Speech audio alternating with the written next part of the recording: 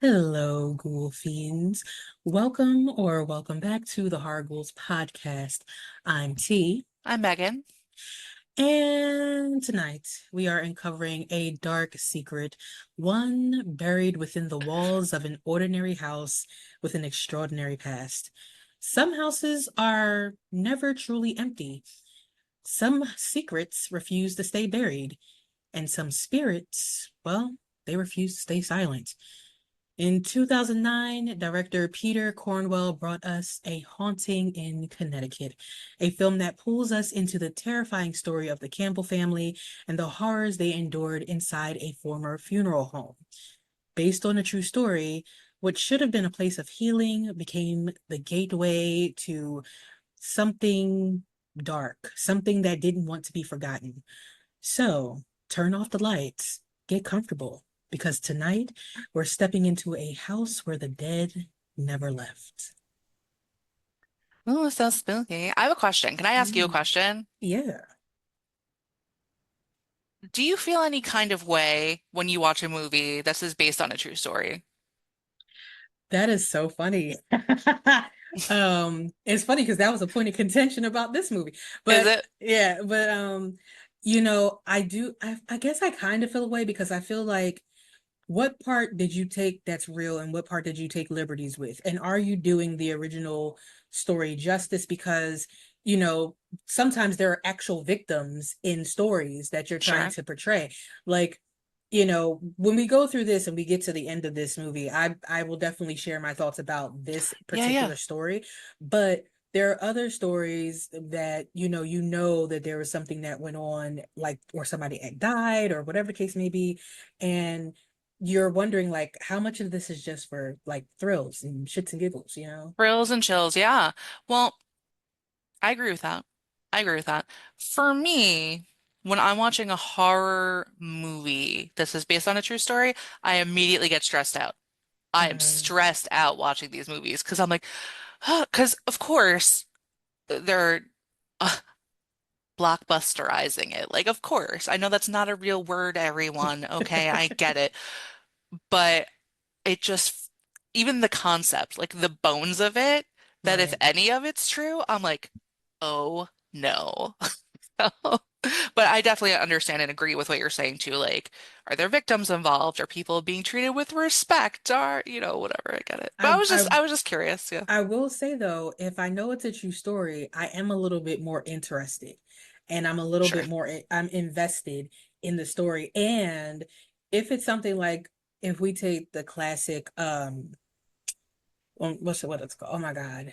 Why can I not say the words Linda Blair movie? Okay. Oh, The Exorcist? Yes, thank you. Because in my head, I'm like possession, and that's not the one, Keywords. You got the right? keywords. So The Okay. Exorcist, when you think about The Exorcist, because I'm a former Catholic, exorcisms exist, Sure. and so in my mind, I'm like, that could be a real thing. So it makes it a little bit more terrifying when you think about it in that sense. But that's Yeah. not actually based on a true story, So Right. Well, even like we'll go back to The Conjuring.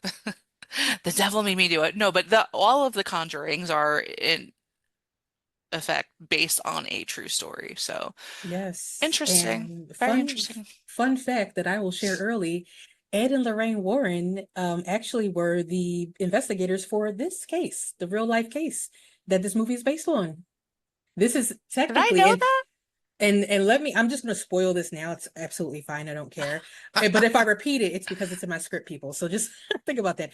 This movie in particular is the movie that started the Conjuring universe. This It was born from this movie because Ed and Lorraine Warren were the investigator, and people were saying, "Oh, this was like some paranormal investigators did this movie. I'm not did this movie, but did this case." The name of the family, the real family, and I have to like I've been practicing this name because it's hard to say. um, Snedeker. Um, Yeah, I just looked it up. so yeah, the Snedeker family, Ed and Lorraine, they worked with them to help cleanse this house because Lorraine was like, "Oh no, there's a lot of dark stuff in this house." So yeah, Did they I actually was make that one a movie? no, because this is this movie, so they didn't ever come back to this. Oh, So interesting. yeah. I would have liked to have seen their Their version. perspective of it. Because I like this movie as it is, without giving too much away. I'm not giving you all my opinions, but I'm saying I would have liked an extra, like coming in to investigate, like, or like a Right. documentary series or something like that. Right. Interesting, but that's very There interesting. was a documentary that was made before this movie in 2002, Hmm. where they did talk about they dramatized what the Snedeker family went through. And Okay. so you can find that somewhere. It might be on Netflix or something or Okay. HBO, I can't remember, but um this movie doesn't include any Ed and Lorraine Warren stuff, so it doesn't really feel, like, It oh, doesn't feel like a Conjuring, no. right, right. Like, spoiler, they completely omit if that ever happened within the story. So, That's true. we have no idea if they were ever consulted based on this movie. So, Huh. but we know in real life they actually were. Wow, that's precious. Yeah. There we go. So, that was something I didn't know going into this movie, or like when I first started looking at it. Excuse me. I feel like I knew because I've like read about them extensively, but I feel like I probably never put them together because I read Hmm. about a lot of their case files, like that I'm sure I saw like Snedeker House, but I didn't put that with Haunting in Connecticut like standalone movie. So I'm Right. just like that's all coming together for me at this moment in time. There we go. Yeah, I was like, oh wow. And again, once I found out they were involved, I'm like, well, our favorite paranormal investigators. Hooray. I'm a little bit more invested in this movie, the movie that I thought I hadn't seen, and then I started watching and realized I had seen it. So, Right. per usual. Yeah. Yeah. But there's that. So we have some background already. So we'll get into this movie. So the story does take place in 1987. And we start out with Matt, who is the protagonist of this story, and his mother, Sarah. And I would say Matt is a teenager. He might be around 16 or so, maybe 15. They never really say how old he is in this movie, but he's definitely a teenager. And Matt and Sarah are driving home from St. Michael's Hospital in Goatswood, Connecticut. And it's a rather long drive. I feel like it's, I don't know, maybe 3 or 4 hours or more, back and forth.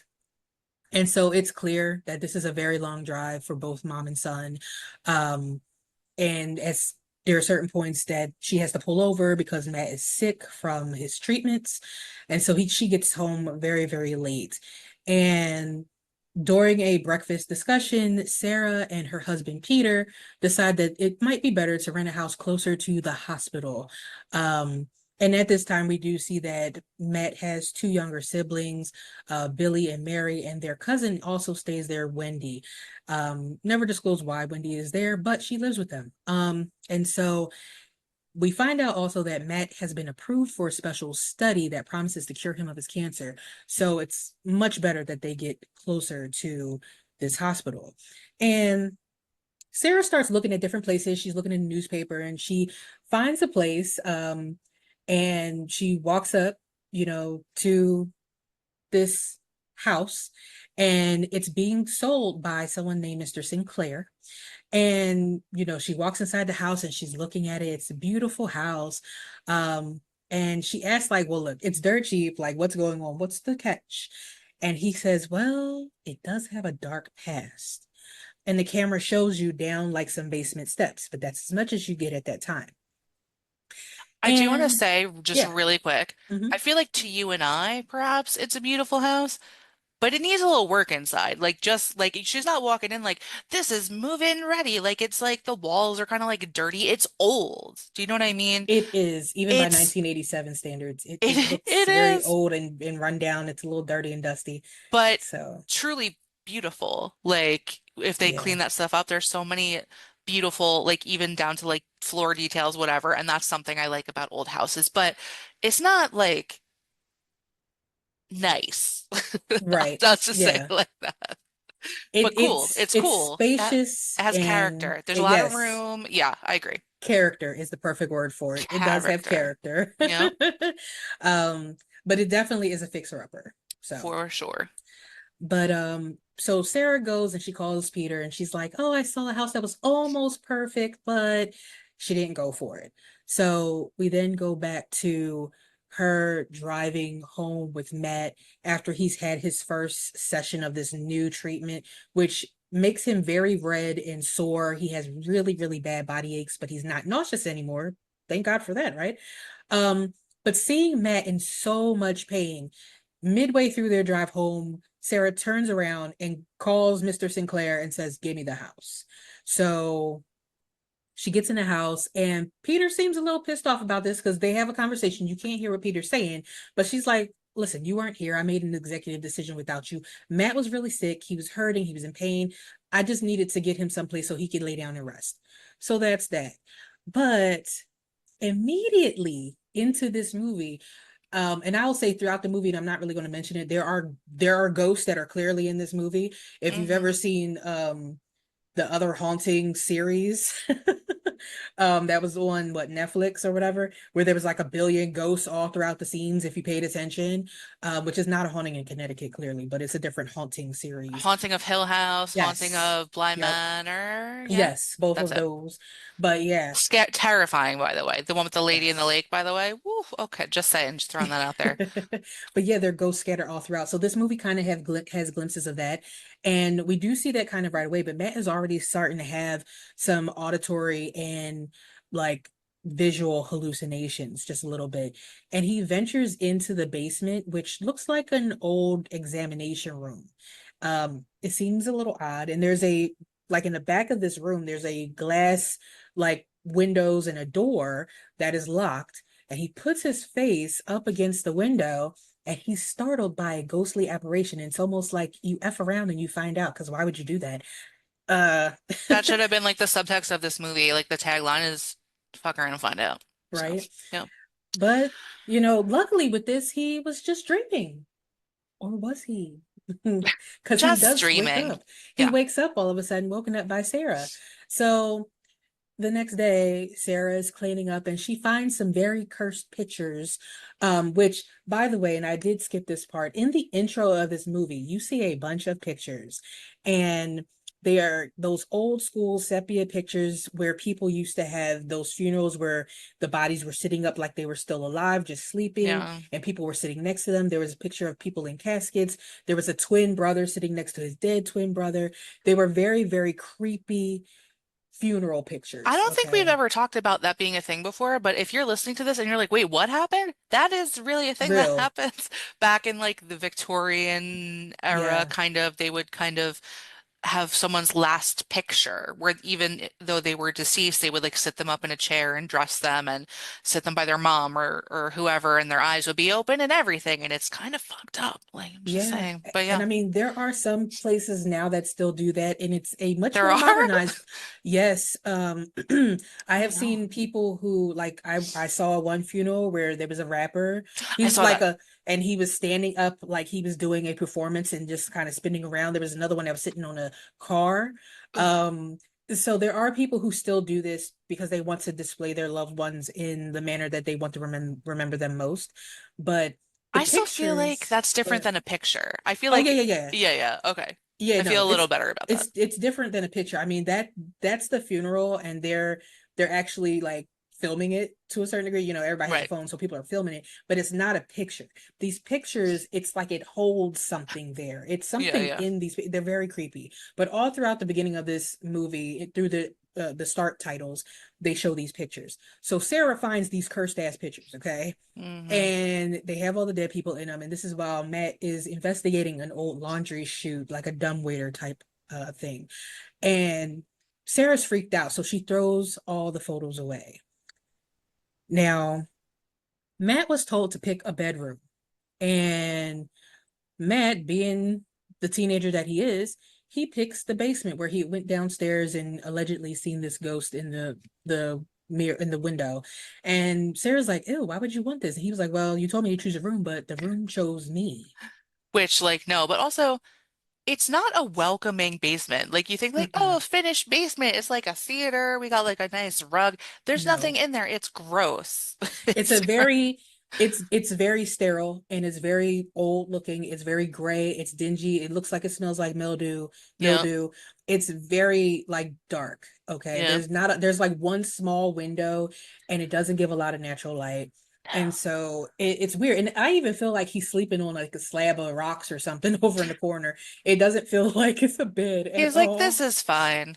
Yeah, Right. it's not where But anyone would want to sleep, really. But here, the thing is, even being down there, you have a room that has semi-transparent windows that you can't see in, but you could, if there's something in there, you could see the shadow of it, but you can't see clearly what it is, and it's dark in there. That would No, be petrifying. Like I wouldn't want to go in there during the day, brand with the door open and there are lights no. everywhere. I wouldn't want But to go even there.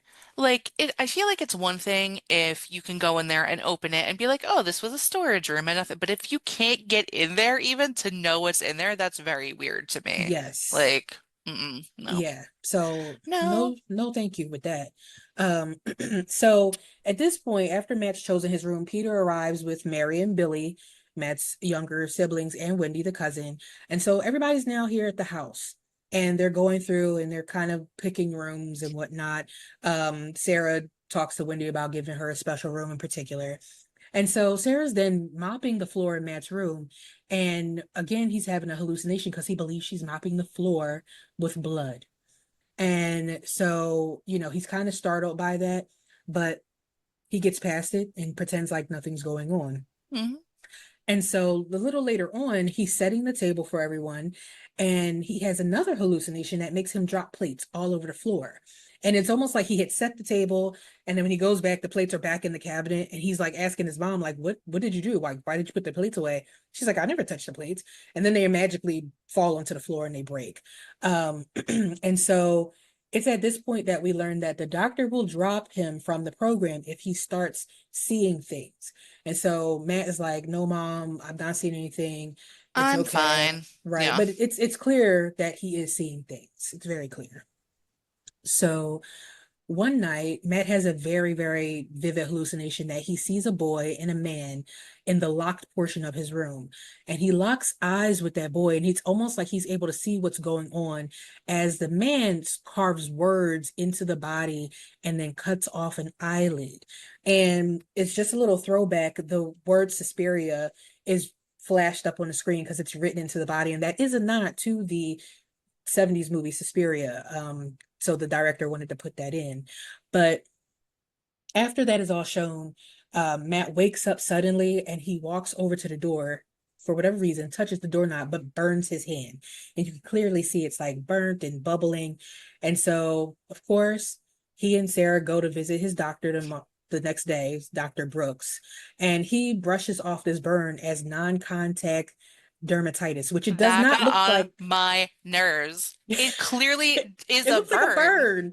Right. It does not look It's like like, non-contact dermatitis. like, where'd Okay. you get your degree, sir? Like the internet? They Now, just get mind like a you, 24-hour, like, he's, be a doctor but degree? see, Dr. Brooks is not a dermatologist. Dr. Brooks is an oncologist. Right. Okay. So he has no right saying, "Oh, it's just non-contact dermatitis." Sir, you don't know what that is. You did not No. go to school for that. That is not your specialty. Okay. So, whatever. So then Dr. Brooks like is like, whatever, we're doing your check to see if you're good for this second part of this study. Right. So he's asking him if he's had any auditory and visual hallucinations. And Matt looks like a deer caught in headlights because he knows what's going on and Sarah knows what's going on. But Sarah quickly takes up for her son and says, "No, no, he's fine," lying. And Right. so Dr. Brooks says, "Okay, well, you're good to go on to stage 2 of your treatment." And so that night, when Matt is back home, the door in his room opens and he walks inside, and we start hearing screams as the night turns into day. We don't know what happens, but they're screaming basically throughout the night. Um, and so, and at this point in my script, I thought Billy was a cousin. So throughout my script, I kept calling him cousin. And right before we started recording, I realized, oh shoot, that's his brother. And so, I was just and thinking it was the saw puppet. Like we always right, just get him in there somehow. We're just like, listen, and then Billy. Yeah. if that door would have opened and he would have rode out on that tricycle, that would have been classic. Yeah. Um, but I love so, that. That would be a great, great scary movie content. right. Right. So, Yeah. so the next day, Billy, the brother, not the cousin, he comes down and he finds Matt in this unlocked room, and he's like, "Oh wow, this is interesting." And he's picking up things like that you stick in the people to like get blood out and stuff. He's picking up all types of like Yeah, embalming tools. And so it's clear that this room was used to like prep bodies. There's like bottles of formaldehyde on the corner that have dust and dirt all over them. all kind of stuff. Um, Yep. and so Matt is acting very cold and distant. And he tells Billy, like, hop up on this table. Right. And Billy, not thinking anything of it because it's his older brother, he gets up on the table and Billy starts spinning him violently. Um, like to the point where I'm sure he felt like G-force. It was he was spinning Yeah. him really fast. It just got increasingly like he would hit it almost like the way his face was frozen, like it was cold and distant, but there was almost like a tinge of like rage, like low Yeah, key, but there was like it was in there, you it know? definitely was. And as he's spinning it, he's having a hallucination where he can see that there's some people and they have a casket, like a wooden casket, and they're pulling a body out and they're removing while they're removing the body, they're adding sandbags into this casket. And it's like as he's watching this, he's getting more and more angry looking at it until finally, Billy is like screaming his head off. He's like, please let me Yeah. go. And so Peter comes down um and is like, hey, what's going on? And so finally, like, Matt stops spinning Billy to his death, basically. Um and so Peter's like, oh, I guess I got this door open because previously he tried to open the door and He's like couldn't. So he's like I must have loosened it. Like, yeah, okay. right. You Okay. must Like it was a have. jar of pickles. Okay. So So he's immediately appalled by what he sees because he starts looking around the room and he sees the formaldehyde, he sees the table, there's a crematorium in there. Like he's Yeah. seeing all this stuff. And he immediately goes to Sarah and is like, bro, why didn't you tell me about this? Right. And she's like, yeah, I knew about the history, but you know, I know it's an old funeral home, but it seemed so perfect. It was so close and we needed something. It wasn't a lot of money. And so, that kind of ends that, but he really was not happy with the fact that she kept that from him. She made an executive decision, but not only did she do that, she didn't even tell him what they were getting into. Um, I have a question here. yeah. If you're in the same position, are you pissed if you find that out? Yeah. Someone withheld that from you and you Yeah. are living in the house already. Yeah, no, I am livid. In fact, I'm so livid, I'm going back home to my actual house and I'm letting you stay here with this because my whole thing, and this is just me, like energy is in places, and the I would never want to live in a modern day funeral home because sometimes there are people who No. actually live in the actual funeral home because they own it. It's a family owned business. It's They very might, common. right. Yeah. I wouldn't do that either. Even if it was my No. funeral home, I'm gonna go to my house someplace else because Yeah. I can't imagine the fact that there were bodies down there, and that would bother me so much. And the fact that you kept that from me, and not only that, you didn't even share the photos with me. Like you threw the photos. I don't know about You the just photos, but you threw it threw the up. photos out. I You agree know, with you. There's a show like okay, I'm just gonna truth time that no one asked about. I like the idea of running a funeral home personally. I like the idea of that. I would not live in it, but there was a show I watched and it was a very popular show and I can't think of the name. It's making me mad. Michael C. Hall was in it and it was I like a remember family you that did. owns the funeral home. Is it like Why would you told me about this show I too? know it's not because I keep thinking of it's like Dead to Me. It's not that, which was another great show. It's a show like that, whatever. But they had they lived upstairs, but they also had like another almost like a guest house on the property. I feel like maybe I would be okay with that, but I wouldn't want to live in the same place. 6 feet under. Yeah, Six Feet Under. Oh my God, such a great show. But I wouldn't want to live in the same place where I was like porking people up during the day Yeah, no, for thank their you. services. Do you know what I mean? Like it's good to separate work and home, Exactly, especially exactly. when there's corpses involved. That's just my personal opinion. Like you can work remote in any other job, but that's not when you want to work remote, No, okay? no, no, Like no, I don't want to live no, there. And no. I don't want to have my actual home where I feel safe, where I want to feel safe anyway. I don't want there to have been remnants of like spirits and dead Right. bodies in my basement where my Well, kid is. imagine if you will, if I'm like, hey, you guys see this door behind me? Behind there is my refrigeration unit for corpses. We're in this room then during the day. I am, doing autopsy. So, no, I feel like no, just no. Don't invite me over. I wouldn't invite myself. I would say no. I would board this room up. No, thank you. Yeah, Yeah, that'll be a a little bit much for me. little bit. So now that the cat is out the bag, Peter Peter kind of tells everybody at the table for dinner that the house was a funeral home and dead bodies were in there, and he's just like, so basically get over it because that's where we are, people. And Yes. so they're like, all right, so let's say grace because I will say that this seems to be a very religious family, or not very religious, but they are at least a spiritual family. They do have, Religious enough. yeah. At Yeah. one point, I feel like somebody pulled out rosary beads or something like The that. mom did. Yeah, Why and did I just want to so call her Linda? That's not her name. I was just like, Linda. I don't know. Sarah, There we go. Sarah. I have like a tickle in Sarah. my throat today. I don't know why. I'm so sorry. So I sorry to hear know. that. Oh, but so they're at the table, and Peter's like, "Yeah, say grace." And so they look at Matt, which I don't know why they would look at Matt to say grace, but he starts having a hallucination. They all hold hands, and it's almost like they're at a séance table. And Hmm. then he starts having a hallucination um of a séance, and he sees a boy, which is the same boy he locked eyes with, which we'll find out later on. His name is Jonah. I wrote Jonah, so I'm just going to tell you his name is Jonah now. Um, he sees Jonah trying to escape the house, like after the séance, but um, oh, hold on, sorry, I'm a little ahead of myself because they definitely had multiple séance They scenes. did. They did. So the first one, yeah, he let me see. I'm sorry. I completely lost my It's spot. okay. Okay, yeah, yeah. He sees the boy and they're having a seance around the table. Jonah isn't running away yet. That's a little later on in a different seance scene.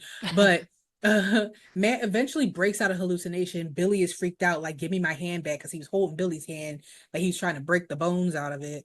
And so, you know, Wendy is like, come on, let me take you to your room. Now, Wendy in all this is basically like the older cousin caretaker. So we're going to assume that if Matt is around 15, 16, she must be 17, 18, because she's the one that is put in charge when no one is home. She takes care of Matt when something is wrong. Not like his mother and father weren't sitting at the table when this whole freak out happened, but she's the one that said, "Come on, baby, let me take you to your bed." Um Yeah. so um that's that. So now at his next chemo session, Matt has another hallucination that crabs are crawling on him. And, really it's just someone like pulling a needle out of his arm or like drawing blood or something to that effect.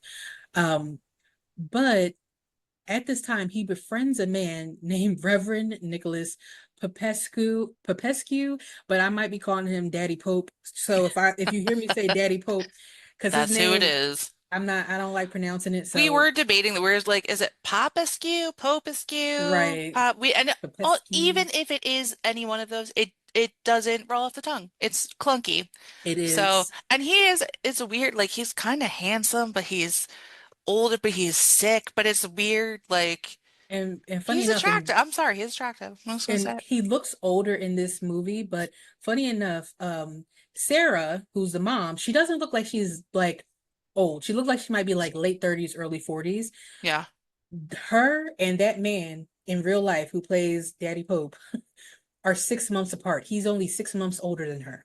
Oh, And they also were on a movie about possession. It might have been called Possession, like 13 years prior or something like that. So this is the first time they were reuniting on a movie together. Um, I so yeah. literally was just like reunited and it And it feel, yep. feels so good. Yeah, so Yeah, no. but He's good looking, I'm just gonna say it. But they probably aged him up because he's supposed to be sick as well. yeah. So he looks a little like gray. He's a little gaunty, yeah. Yeah. Well, I mean, everybody here is getting chemo and they're Yeah. making it the most chemo looking place that they possibly can. And let me just say this, as somebody who I've been in the spaces where people are getting chemo, I was getting iron infusions, okay? I wasn't getting chemo. But the people do not look like that. They're not all like very, very sickly. And there are areas where there are people who may look like that, where they have private areas. But the people who are sitting out in this scene, like this scene is a very open scene where there are open Yeah. chairs and people are sitting around. A lot of those people look just like you and me, and they're just getting their treatment. And Yeah. so they're dramatizing this quite a bit. And I noticed that. I was like, now They're that really I've been in like, these spaces. yeah, they're trying to like make the point. And also, for the 80s, you know what I find interesting about this movie?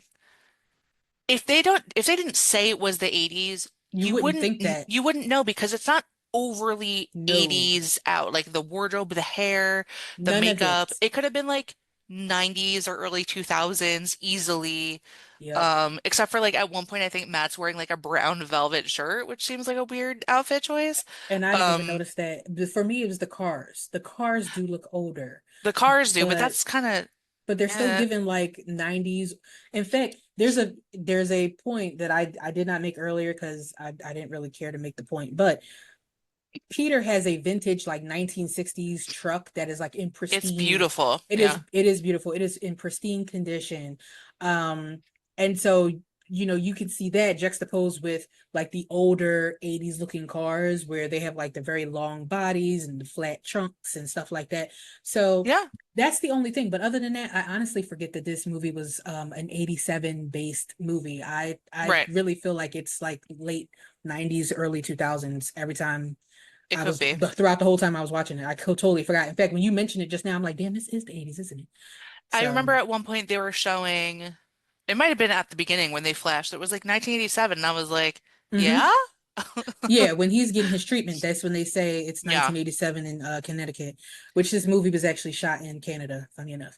So, Lies on lies. right, Yeah. right. Um, so, Matt and Daddy Pope were like having conversations about basically being 1 foot in the realm of the dead and 1 foot in the realm of the living because they are sick.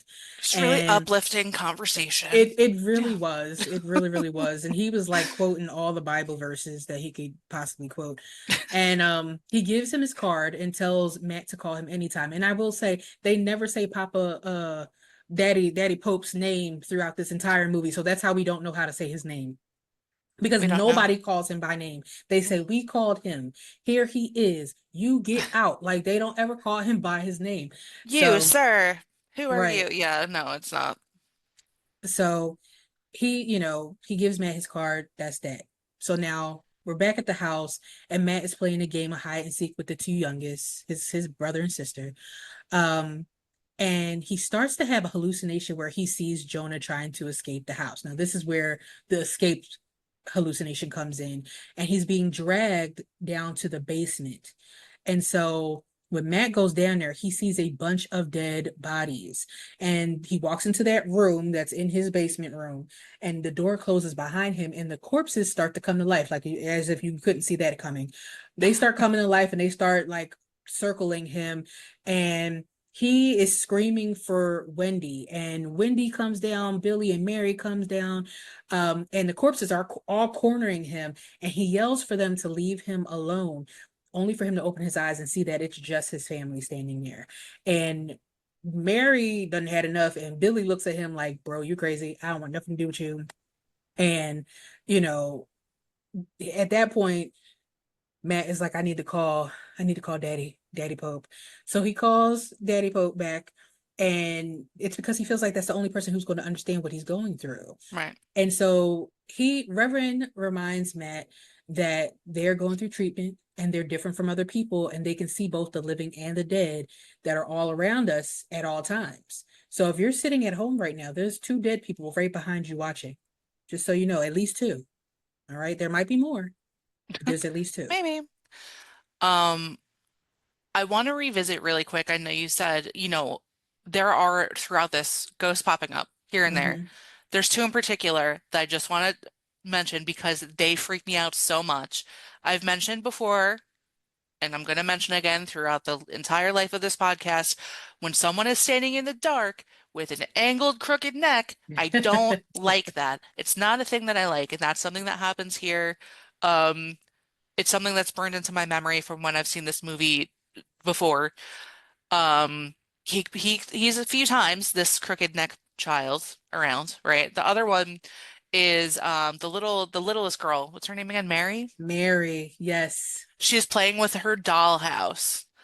And at one point behind her, you don't get a lot of it, but you just see that someone's standing kind of next to her, behind her, and we just see the hand in the frame with her, and it's the hand of a corpse with all the writing all over it. And Hmm. legit, I'm just like, "Bleh," like watching it. So not we're not going to address like every ghost that pops up in this thing because there's many, but those two things freak me out. So I just wanted to Yeah. mention them. Yeah, they're pretty scary. I am somebody I hate when you like see like just the little glints of the ghosts when they like there is one where they close a door or they open a door and there's a Yep. ghost in the mirror and I'm like, oh my God, I hate that. So I yeah. was shouting a lot throughout this movie because they do a really good job as well building the tension, like the way that this is shot and the way that they use the music, and the fact that it's based on a true story, that I feel very tense watching all of this unfold because I think it's Yeah. done very well the way that they do give us little pieces here and there. And it's not like jump scare moments either. It's just kind of like subtle, but it's enough. It's enough. Yeah, I honestly feel like the most jump scare we get, and it's intentional, but it's the kids playing hide and seek. They have them Yes. running really fast past the camera and like slamming up against stuff, Yeah, and yeah, it's yeah. just the kids, and like there's nothing else going on but them playing hide and seek. So it's like, Well, oh, you just want to scare us with the kids playing hide and yeah. seek, but And also just as you like know. older, like we're just like, oh, be quiet, children. Like, God, why are you having Oh, so much fun? I'm just you kidding. No. wretched things, be quiet. Youths. No, I'm just kidding. But yeah, no, I agree. I agree with you. Yeah. I But agree.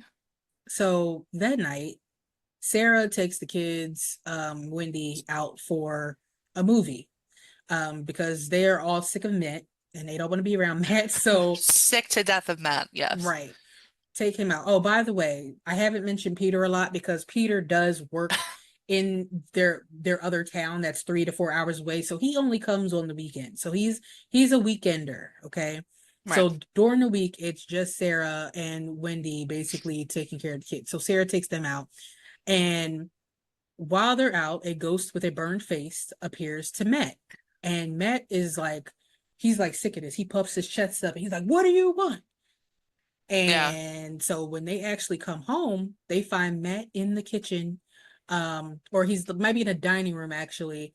Chairs are piled really high in front of him, and his fingers are bloodied from scratching furiously at the wall, like he's trying to pull the boards off the wall. Yeah. He's And freaking out. it's at this point that they're like, we might need to take you back to the doctor because you are really going through some shit right now. Something is wrong. Right. Yeah. So now Weekender Peter and Sarah take Matt to Dr. Brooks and he chastises them for not saying something sooner. He's like, you should have told me because he could have had a tumor. There could have been something wrong. But we've checked all his scans and his dermatitis seemed to have gone away magically. And so, Best doctor ever. right. So we're going to allow him to complete the treatment, even though he's having the hallucinations, Right. because his cells are normal right now. So everything's okay. But, fuck the hallucinations and shit. Totally fine. The bloody fingers Right. doesn't Fuck the fact matter. that he was on the floor with chairs Hmm. piled in front of him trying to peel all the skin off his fingers. It is what it Totally is. fine. Totally fine. Right. So, I mean, it's clear that the issue with Matt is starting to tear the family apart at this point. The kids are scared of him.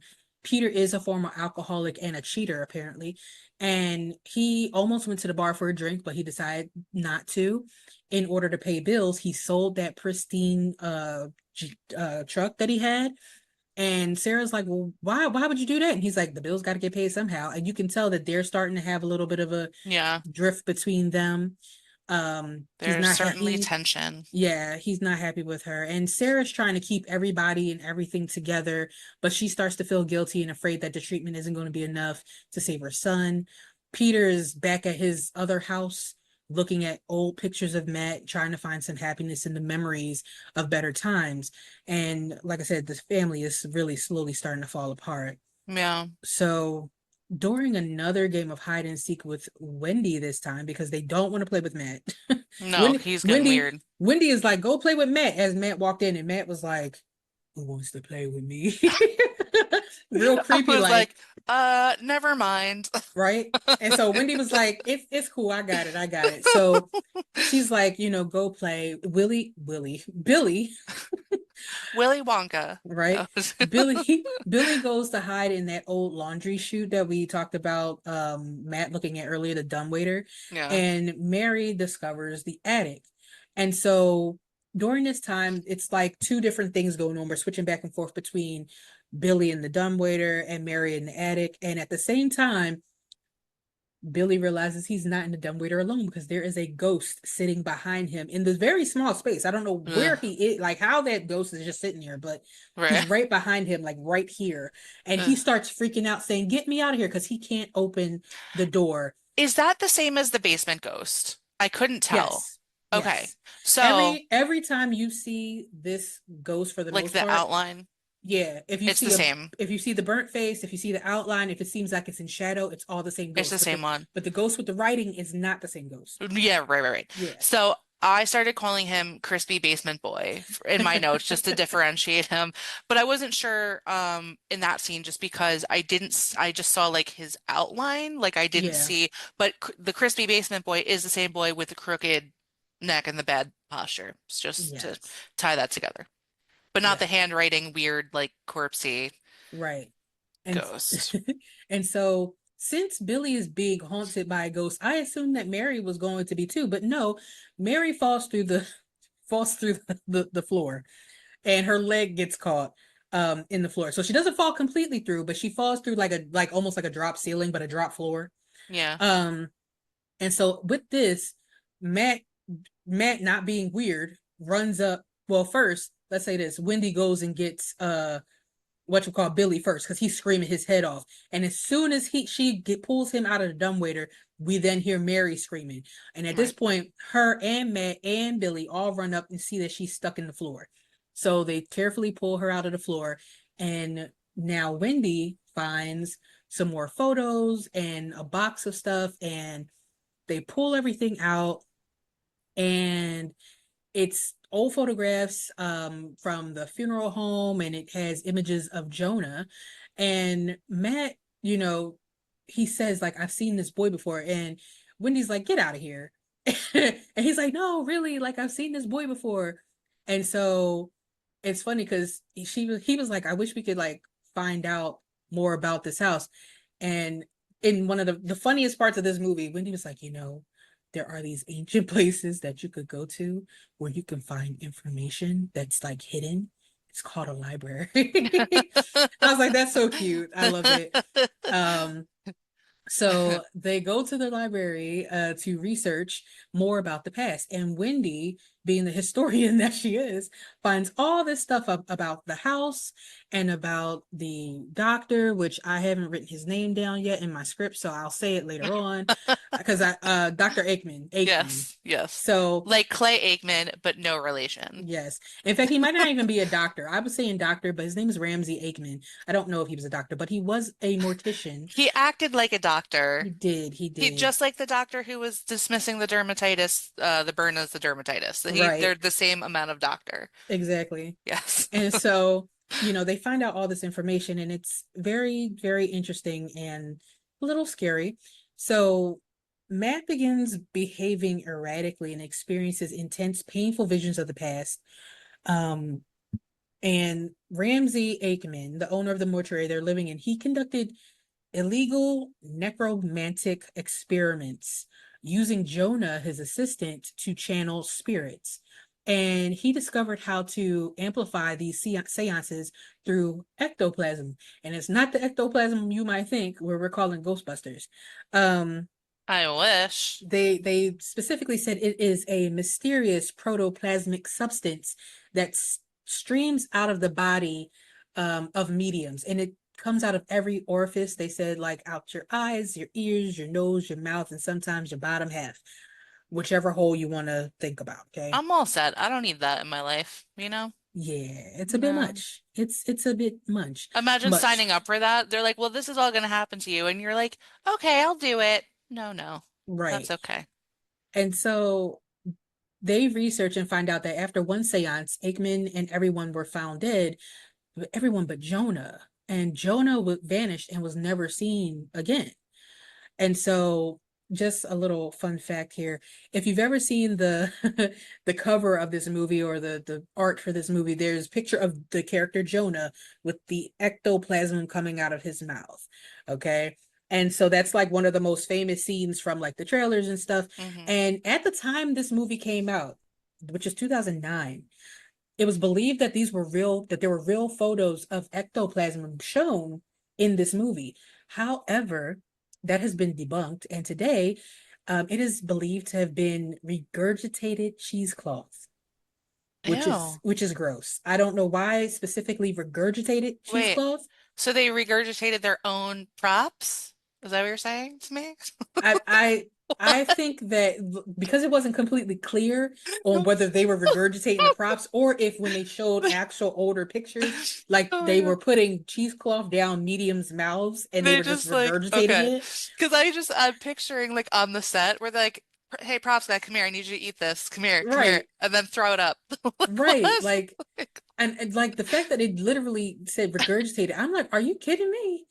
Okay. But I mean, I guess that would give the appearance of this nasty looking thing that's coming out of But Jonah's also, mouth. how, okay, so if they're using that, if we're using it for the movie, I get it, right? Because there's a lot involved. If we're saying that was like the gimmick of like the old mediums, because they really did do this and claims of ectoplasm, blah blah. How do you work? Is it wired because it comes up and out? Do you know what I mean? Like Right. how do you I work mean, that? Is it like unless a you're violently throwing it up, like like projectile? yeah, like But like projectile even so the vomit. way that they do with Jonah and the way that they've done these with these pictures that I've seen before because I've read about a lot of weird shit in my time, it does come up. Do you know what I mean? So it's like, Yeah, how is that logistically possible? I I don't don't know. know. I know we don't have the answers, but I'm just I guess we're, wondering. I guess we're gonna have to go to one of those ancient places that hide the secrets of the past from us. Okay. It's called Google. I'm gonna go to the ancient Google. Gonna go to Ask Jeeves, um, the ancient Google, That's the ancient one. Yeah, yeah, yeah. right? Okay. So, so after they go and find out all this information, they're like, "There's only one person we can call, not Ghostbusters, but it's Daddy Pope." I was gonna Okay. say it's Dan Aykroyd. Right. I Are you wish. are you looking up regurgitated cheesecloth? I was trying to fight it, but my ADD will not let me not look it up. Please continue while I That's look up fine. Yes. regurgitated cheesecloth in my Google. I'm very happy for my FBI watch person to see that this is what I'm Oh my looking God. up. So Matt calls Daddy Pope to come over. I'm so sorry. I'm sorry. I'm so sorry. As I'm typing it into Google, it comes up regurgitated cheesecloth for sale. It just, who's Google? What if it comes like in Amazon bags or some shit like that? Like And you then could it says just wholesale? Like, what do you mean? right. Can you get it from Temu? Like, I'm sorry. I really did not mean to interrupt, but that's so absurd that I'm like, oh my what? Okay, gosh. anyway, please. Please go on. So he calls Daddy Pope to come over and investigate what's going on. And he shows him the items in the house. And Daddy Pope opens up one of the boxes and picks up an eyelid. And they're like, well, what is that? Which, to be quite honest, Matt knows what it is. Matt had a dream and saw people getting their eyelids cut off. And the first time he picked up the item earlier on before they went to the library, he knew what it was, but he didn't want to tell Wendy what it was. So now he's playing dumb. He's like, well, what is it? And so, Daddy Pope says, hey, clipping the eyelids is a form of necromancy. It's a crude version of it, meant to control the dead using relics of their bodies. And at this time, he's saying it's believed that by taking their eyelids, it's possible that the dead it would allow them to see. And he's assuming that maybe they could become watchmen for Aikman. But why did they save them? Like, what's I the? mean, that's saving the relics. You have to save the relics of all those people. Yeah, okay, I guess. I mean, you can't get Eyelids, rid just of like a them, box of eyelids. Like, which is weird. yeah, It's weird. I had that was one of the parts I had to close my eyes when they were actually cutting the eyelid off. I was like, ugh. yeah, I did. I definitely did that too. Yeah.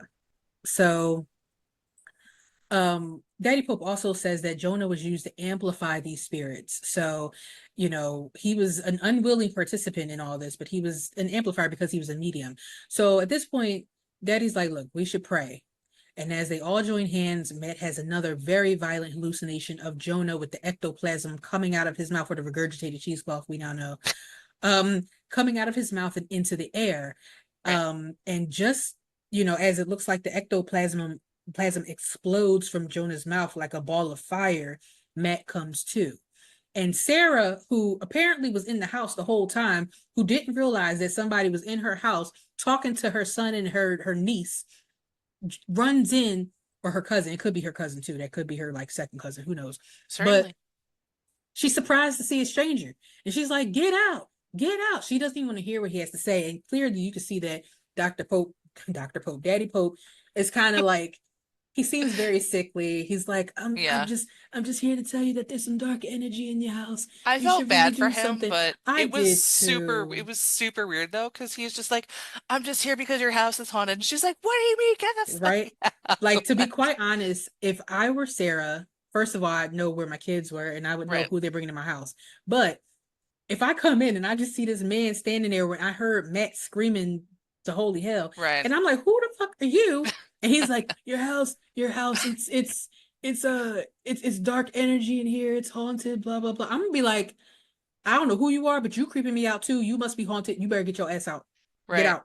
So I get it, but at the same time, she was a bad mother because she wasn't paying attention to begin with. Don't know what she was doing because you couldn't hear them No, people coming in your house. When people no. come in, you hear them coming in. It's not like he didn't Well, announce himself. especially a And house like that that's old and creaky right, AF, you know. right, right. Every Y'all, step you take in a house like that is gonna be like, they hear the ghosts walking around. right, right. So I mean, the ghosts make noise in this house. Mm-hmm. So she basically makes him leave, and he tries to explain who he is. He says Matt is in danger of being possessed, but she acts like she just has not noticed all the strange stuff happening in the house and tells him to leave again. So he does. So later that night, as Wendy is sleeping, it appears like birds are flying around her room. You don't actually really see any birds, but it's like shadows of birds. And then she's startled awake by one like hitting her window and falling inside right underneath her bed. And she has one of those beds that has like a bed skirt, so you can't really see what's under it without lifting it up. So she's looking down. This is a part I jump. Okay, this is one the only places that I jump besides the kids playing hide and seek. She leans down, and I'm already like, this is dumb, this is dumb, this is dumb, because you hear this bird like just flapping Right. along he's flapping on the ground, but you can't see it. She goes to lift it up, but as she's doing that, a ghostly figure is just appears like right in front of her, like the legs of one, which scares her. She jumps back, and it's still there, and she's like, "Oh my god!" So she's turned the light on. She flips the light on. It's gone. So instead of her being like, "Let me get the hell up out of here," she's still worried about the damn bird that was flopping around on the floor. She goes down and looks for this bird, and clearly the bird's not there because the bird was not real. Okay. So Ugh. Yeah. there's that. Sarah hears footsteps in her room, or coming towards her room, and she calls out for Peter, who's not home, because it's during the week, probably, or it might be a Friday night. I'm going to assume at this point it's a Friday night from what's about to happen. So, um, and she calls out for Matt, but she is greeted with a ghost to her face, basically about to tongue kiss her.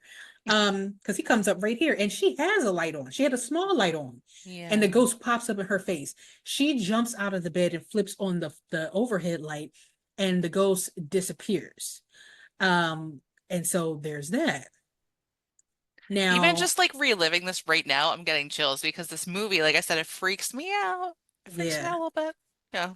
So at this point, because several people have had like some scares, they left a few lights on, because they're a little freaked out. So people are sleeping with the lights on because they're like, I don't want something to happen again. Right.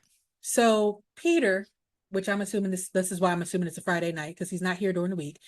He's coming home, having gotten wildly drunk after giving into the stress of everything that's going on. And this is where I start calling him bitch ass Peter, because he comes into the house like a classic drunk person and starts, first of all, when he sees the lights are on from outside, he's like, you gotta be fucking kidding me. He goes in the house, he's like, hey, hello, good morning, good evening, everybody must be up because there's so many lights on. And he goes room to room smashing the light bulbs with his bare hands. Now mind you, all of the kids have now, except for Matt, all of them have run into the room with Sarah. Sarah locks the door. She's like, he's drunk. Like, we've been through this, so let's just hunker down right here. They still have on two lights in their room, the overhead light and a little table lamp. He breaks down the door, like, just breaks down the door, okay? He comes in and the light bulbs are still hot, and he like has to lick his fingers to unscrew the overhead lights, takes them out. He pulls the other one out of the socket, and he's like, now everybody can sleep in the dark. And he's not realizing that people have been haunted in the dark. Right. And so he goes and he breaks all the glasses in the sink. Like he's just smashing glasses in the sink. And so Sarah goes outside because he then stumbles his ass back outside. I'm like, aren't you the bitch? You smashed everybody's lights and you ain't staying in here And then you with your leave, drunk yeah. ass? You going outside where it's moonlight stuff? You got some fucking nerve. I was so mad at him. Oh my God. I I was know. so mad. So anyway, Sarah goes outside and she's like, that was some mean shit that you did. Like you didn't need to do that to them, to us. And the fact that you're drunk, that's a no-go. You do this again and we're done. Like, and he tries to like hug her. And it's like, bro, you just came in here Yeah. So, like, do not touch me. being Do a not. whole douche. You didn't hug me when you was in here pulling the lights out. You was screaming. So no, don't hug me. Get out of here. And I just think her amount of patience through all this, because even if he came in the house like that, I would not be the one, like, I'd be like kids saying here, who the do you yeah, think you are? Like, I, we would have been we would have been tussling because the yeah, moment he would have came in screaming like that, I'd have been like, First of all, it's 2 a.m. in the morning and you come in here yeah, drunk. Don't you no, dare come in here screaming like that. We no, have a sick kid in the basement down there trying to sleep.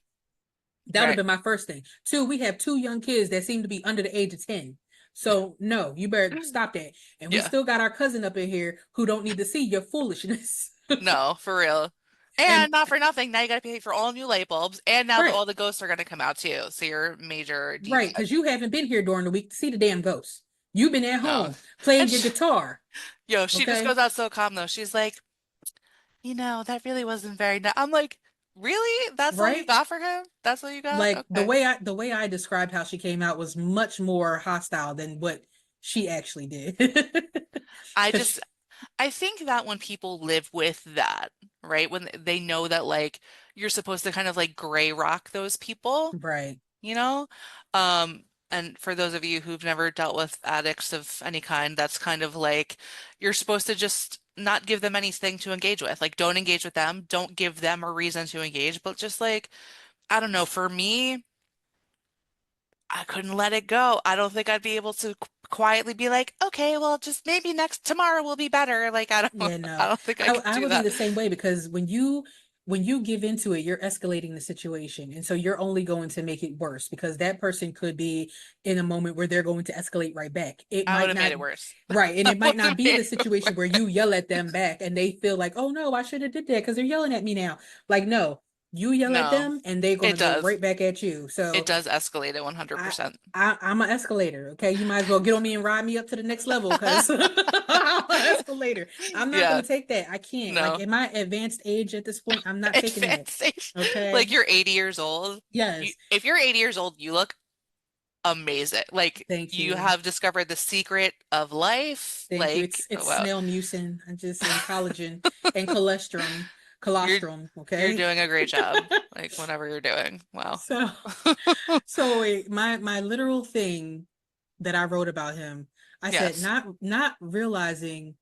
I said he plunges the room and the entire house in darkness, not realizing his entire family has been haunted while he was out drinking. I wrote he breaks and in caps every bulb. I said, and then he goes outside. He's a little bitch. That's exactly what I wrote. He is a little bitch. So rude. All I don't right. know. And So I definitely feel bad for the kids in that right. situation, but I think that's one of the reasons too that if it were me in those shoes, I wouldn't be able to tolerate it because it's not just me, it's you're traumatizing these kids. And like Exactly. that is just something that I cannot abide, you know. Right. And Sarah's been through a lot. And as Sarah, as Virginia Madsen, also in Candyman, she has been through a lot with bees, Yeah. alcoholics, Yeah. creepy stalker men. So, she's been through it. Yeah. So, So now later that night, I feel like they did have some extra bulbs or something, but everyone goes back to their own beds, which I wouldn't have been able to do after that. no, I'm sorry. no, We all would have been sleeping with Sarah in the room. I don't care how tight that bed would have been. That no, it looks like a double sized bed. All of us would have been in that double. Okay. 100%.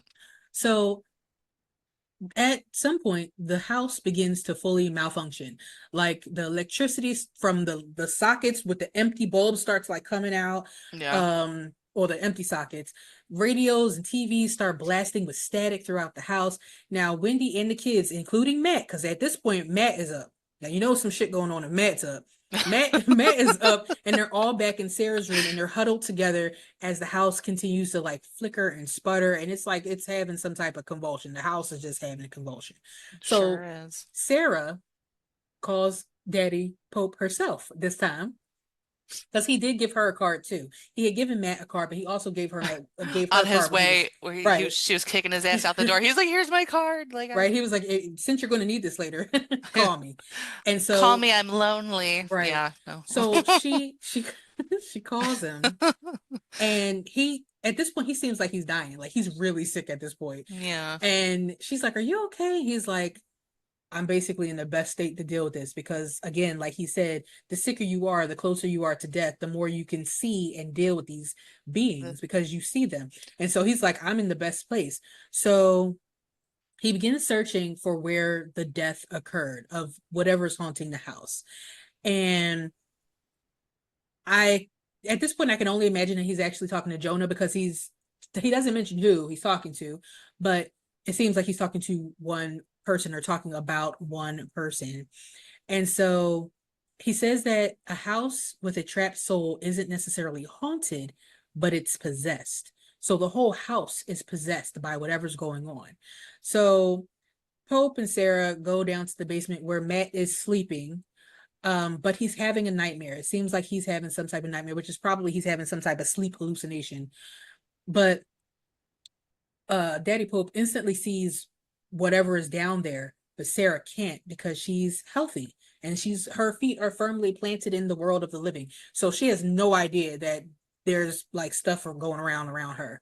right. So he finds out that Jonah's soul, or whatever being at this point, because like I said, he doesn't say, but Jonah's soul is trapped in a crematorium and says he needs to find his body. And so the house awakens again, and like as soon as he mentioned it's like his doors opening and closing, the fake birds, like the shadow of the birds, are flying around. um and at this point he finds a jawbone, which leads him to continue scooping up bone and ash into a handkerchief. Now he's a cancer patient, and I'm sure all that dust was getting to him because he starts coughing and hacking and stuff, and I'm like, that's a damn shame. But Yeah, he's just inhaling all that dead body. So he sure was. the lights flicker on and off, and we see the burnt ghost, Crispy basement boy, sorry. which at this point is Jonah. You know, we see him creeping up behind Sarah, who's sitting on the bed with Matt, trying to comfort him as he's having his like hallucination. And just as Jonah is right in Matt's face, uh, Daddy Pope, who's weakened, and I said, probably having an asthma attack from all that soot, Oh, gets poor the guy. remains out of the house, and it seems like Jonah just disappears as the house calms down. Also, I just want to say, if something bad happened to you, right? Like, so Jonah kind of wants to be free of this house, right? Like, that's one of his reasons why he's like making all this hullabaloo. Why are you creeping out the people? Like, you want help. Like, can't you go about it in another way? Because I'm telling you, as he's like slowly advancing on them, like Matt's in the bed, I'm just like, oh my gosh, why are you doing this? But I can't Yeah, imagine like wanting help from someone and being like, I'm gonna make this as awkward and uncomfortable as possible. Yeah, because it's like you Why? don't know what he wants at the time. And so Right. he just seems like he's just being a menacing ghost. And Yeah. Like, why it's you like, creep? Why do you have to stand? If you want help, why do you have to stand in the corner in the shadow with your neck crooked? Why can't you just stand normal? Maybe wave, right. maybe Well, wave no, don't hello, wave. like That's creepy too. like Pennywise, like Yes. Yeah, with the that's creepy arm. too. That's my favorite. Sorry, Right. just like the he waved with the dismembered Yes. arm. Adorable. Love it. But Okay. yeah, you would think that, he would do it a little differently, but No, no. no. So Daddy Pope takes the remains and warns Sarah. He says, "Listen, the house is probably going to have some aftershocks, like a earthquake.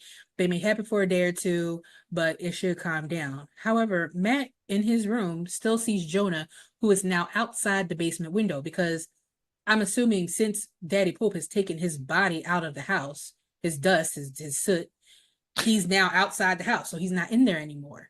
Right. And so at this point, Sarah tells Wendy and the kids that everything should be okay because whatever is there is now gone and they should be good. But Matt in the basement, he wakes up and he has strange markings all over his body, which look like runes. And what pissed me off about this scene is that Sarah comes down and says, "What have you done to yourself?" Right. Ma'am, you just saw this boy. When did he have time to write runes all over his body? Right. I mean, all over. When did he have time to do that? Why would you say that? So they call an ambulance. Well, Sarah calls an ambulance. Um, and she follows in the car saying, Wendy, like, look, when we get back, we are out of this house. Like, so get everybody ready. Rally the troops because we're gonna be out. Get him out. Now, Yep. while Daddy Pope is driving with Jonah, Jonah causes him to swerve off the road and have an accident. Okay. And it's weird because at this point I'm thinking like, damn, he's about to kill Daddy Pope. Like he really is a malevolent ghost. Like that's Right. crazy. But at the same time as this is happening, Matt is like in a psych ward. It's weird because you would think that they said they was taking him to a hospital, but it looks like he's in the psych ward Yeah. area of the hospital. And he's in the room with another guy who clearly has some type of like something going on with him. Because he's looking a little catatonic, but I think he's like mumbling to himself. He was. Yes. Yeah. And so, but Matt is like there and he sees Jonah appear in the room. And he walks over to Jonah. And at the same time, Daddy Pope falls out of his car. Like he opens up his door, falls out, and Jonah's ashes like scatter into the wind. They just blow all away.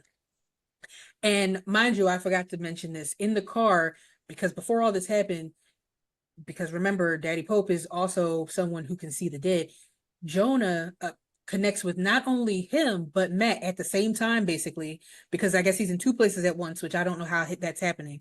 But Ghost he gifts. Yeah. he starts showing them that he was ultimately burned alive in the crematorium after a seance that went wrong. So the seance where the ectoplasm came out and it was like a ball of fire, it like exploded all over everybody and killed everybody. And like Aikman tells Jonah, like, they're gonna be after you now. Like he was like the gatekeeper of all the spirits or something. Right. And I didn't really understand that, but either way, it it's a vision that both Matt and Daddy Pope sees. So after all the ashes blow away, he realizes at that moment he fucked up. That is the moment he realized he fucked up. So he calls the house. Of course, Sarah's not there. He doesn't realize that Matt's been taken to the hospital. He knows none of that. So he calls the house and he leaves a message on the answer machine while Wendy's in the shower. So she couldn't get the phone. And he's like, listen, look, I was wrong. The eyelids were not taken from the dead for them to see, but for them to be unseen. Jonah was protecting them. He was trying to free their souls and he's trying to save them. But now that I took Jonah out the house is vulnerable. There's vengeful spirits there. You have to get out the house. Get out now. Right. And nobody hears this message because again, Wendy's in the shower. Um, but the spirits are already making themselves known. It's a little too late. They've molded all the food in the house and they attack Wendy while she's in the shower, like almost killing her. Um, I wrote bitch ass Peter shows up at the hospital apologizing for being an ass, and Sarah forgives him. And Dr. Brooks comes in at this time and drops another bomb that Matt should be dead, and that his cancer levels are through the roof, and that he basically may not make it through the night. They've sedated him, and that's it. Now, excuse me, it's at this point that I'm like, if he should have been sedated at this point, and y'all said his cancer levels are through the roof, why would you be keeping him in the psych ward with that roommate who clearly Right. has a psychological issue going on? Like at this point, wouldn't you be moving him to a cancer unit, to an ICU, possibly to a private room? Because you just said that he's not going to make it through the night. So do you think you need to leave him in the psych ward? No, but that's a loophole in the story. But whatever. So they start crying. They're like, "Can we go see him?" Dr. Brooks is like, "Yeah, sure." He said he ain't gonna make it through the night. So yeah, come on. So when they get there, they find out that sedated, dying on the deathbed, don't have but 6 hours left or less, as Matt has broken out and is now on the lam. He's Yeah, gone. So Matt is now fully possessed by Jonah. fully. He Did you showed happen to notice, by the way, I'm sorry, didn't mean go to ahead. interrupt, in the hospital room, his neighbor, did Yes. you notice what he was saying? Yeah. So, I totally omitted that whole thing, oh yeah, yeah. but So it's good. just a really quick thing. So earlier in the movie, Jonah was reciting this. I don't know, I don't believe he was reciting this when he was possessed in any way. I think he was just being morbid, I think, to At that Wendy. when he first said it, he was being morbid. He was being morbid, and it's this rhyme. That's what I was just looking up. One bright day in the middle of the night, two dead boys got up to fight, and it's a rhyme that goes on from that. Um, but when you see the guy on the bed and the windows open where Matt has left, that man who's like really unwell, And he was he mumbling to himself he keeps earlier. mumbling it, but he's like, two dead boys got up to fight. Like he's doing the same thing, which Yeah. is super unsettling, especially as like a parent going in to see your kid and like the stranger roommate of your son is mumbling this like supremely morbid. Yeah, It's essentially a children's rhyme as well, which is also right. creepy, but we got plenty of creepy children's rhymes. And I mean, I could have put it in because it did draw a parallel between the scene where Jonah is in the hospital room where this person is, the where Matt is, and his roommate who's having the psychological thing going Yeah, on. Jonah shows up and Matt gets up and it's two dead boys, because yeah, earlier when he's talking to Wendy, he basically says he's a dead boy. So he's yeah. saying like, I'm a dead boy anyway. So two dead boys are standing face to face, and at that point it's like they look like they're getting ready to fight. So You it's know, interesting. it's kind of funny in that moment too, because that is a very interesting parallel. But one of the things I thought was funny in the beginning of the scene is so Jonah is making himself known in bright, bright, like fluorescent overhead hospital light, right? Yeah. He's all crispy and whatever. And the way Matt gets up without even changing his expression, he's like, "Oh, here we go again." Like it's just he's kind of just like tired of it He's at that point. defeated. He looks He is completely defeated. he's like, what do you want?" Not to But mention, not for nothing, his body is dying, but he's still up. And so he's got like the yeah, red sunken eyes. He got like sweat and tears running down his face. yeah. Like He's he's like just this guy again. Ugh, yeah, okay. he's sick of him. So, He is. but during this whole confrontation where they spread that little rhyme to the roommate, Yep. um, Jonah completely possesses Matt. Um, and so he shows up to the house and gets an X, and he's coming in Jack Torrance style, like wild. Okay, and Yeah. and Wendy is like scared at first. She's trying to get the kids. She's like, "Get up out of here! Like, go, move!" And it looks like he's getting ready to attack Wendy at one point, but he actually starts hacking away at the wall. And Didn't he yell at once them to get out or no? Did well, I yes, because make it's that right up? after that. Okay, No, okay. because he hacks at the wall and he sees a body. It's almost like there's my confirmation that there is a body here. Right. And so after he sees that body, before he rips out the wall more, he gets Wendy and the kids and pushes them out. He says, "Don't stop the fire. Like, don't let them take the fire out or whatever." And so she says, "No, like you're gonna die." And he said, "I'm already dead." And so at that point, I realized that Jonah and Matt are both conscious inside of this one body. Mm, And Matt and Jonah are working together, which is why it's allowing, like, the Matt portion is allowing his family to get out, while Jonah's like, we got to go back and get right. everything We else got stuff done. to do. And since we're both dying, well, I'm dead and you're dying, we might as well do whatever. Right. So he starts like hacking away at this wall, and they're the bodies of all the victims are in this wall, and it's the same wall that he had been scratching at earlier in the movie where his fingers were bloodied. So he already kind of had an idea of what was there. And I mean, at this point, I thought of the song from like, I think it's like the 2000s, like "Let the Bodies Hit the Floor." It's called "Bodies," but that's what, Yep. but that's what I was hearing in my head. Yep. That's And really so, funny. um, and so as he's pulling out all these bodies, he starts setting the house on fire. And this is the attempt to free the trapped spirits. Now, Sarah and Peter have now gotten to the house, and Daddy Pope has arrived back because he's like, I had to go back because I had to warn them since they never answered the phone. And so she's like, yo, I thought you said that this was over. He said, I mean, he I made a couldn't. mistake. Sorry, Yeah. but Matt Yeah. is trying to end it now. And it's like, I feel like in Daddy Pope's mind, he's like, well, Matt's already dying, so he's just trying to like finish this and he'll be Right. free.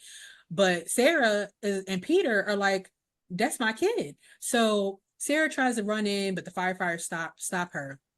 And inside the house, the smoke is getting bigger, the fire's getting starting to rage. The vengeful spirits all start surrounding Matt and Jonah, and they're like hovering over him as he gets down on the ground. He starts screaming. You can see that the heat from the house is starting to like burn his skin a little bit. And as he starts screaming, Peter tries to run in. And while he tries to run in and the firefighters are distracted holding him, Sarah's able to slip by them and she gets into the house. And she finds Peter slash Jonah and cradles him and starts praying the death prayer. And I'm sure it's the one that they pray at every funeral. I walk through a pasture of valley of the shadow of death, whatever it is. I'm sorry, I'm a bad Catholic. Walk through the So valley of the shadow of death, I shall fear no evil, for thou art with me. I used to be a Catholic too. yes. Well, what's funny is that Yep. we never said that as in my church. Like we rarely ever use that. I Even learned when a I was lot of it. A lot of it was reinforced for me by Coolio from Gangsta's Paradise. now I hear it in my head. Hey. Yeah. So if you ever get confused, if you're like, wait, how does it go? Just think of Coolio and then you'll be in As the I right. walk through the valley of the shadow of death, take a You'll look. be in the right neighborhood when you were like, wait, how does it go? And then you think of him and you were like, yes, You're got right it. there. Yep. Yeah. So she starts praying that prayer, and all the spirits, like, of course, she can't see it. She sees flames, but as she's holding Matt in her arms, it flips back and forth between her holding Matt and her holding burnt Jonah. And And so, Jonah's face, which is normally crispy, in this scene looks gooey now. Did you notice that? I was like, yes. oh, it looks so sticky. I don't And like it. I will say this, and I think I took this out of my facts at the end, but they use partial, like they use some practical and some CGI. And Yeah. so when you see that he's more crisp than usual, it's CGI. When you see that gooey face, it's practical. So that's Okay. probably the difference between the two.